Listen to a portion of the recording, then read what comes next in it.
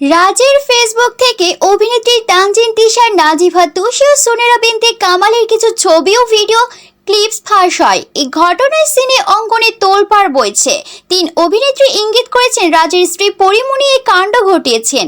গত 29শে মে মধ্যরাতে এসব ছবি ও ভিডিও ফাঁস হওয়ার পর পরিমণি জানান 20শে মে নিজের জিনিসপত্র নিয়ে বাড়ি থেকে বেরিয়ে গেছে রাজ।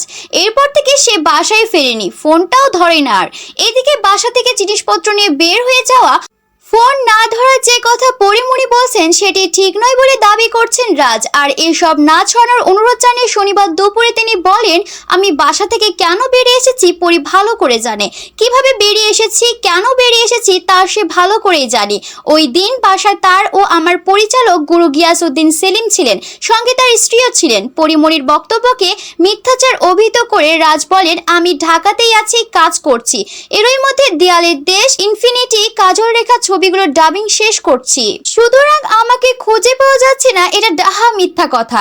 এইসব মিথ্যাচার করে কি লাভ হচ্ছে তা আমার জানা নেই। আমি সবসময় পরীকে সম্মান দিয়ে কথা বলি, কিন্তু সে কেন এমন করে বুঝি না। রাজের বক্তব্য ধরে একই দিন কথা বলা হয় পরিমণির সঙ্গে। তিনি গণমাধ্যমকে বলেন, রাজ বাইরে ছিল, সেলিম ভাই ও তার বউ তাকে সঙ্গে নিয়ে বাসায় এসেছিলেন।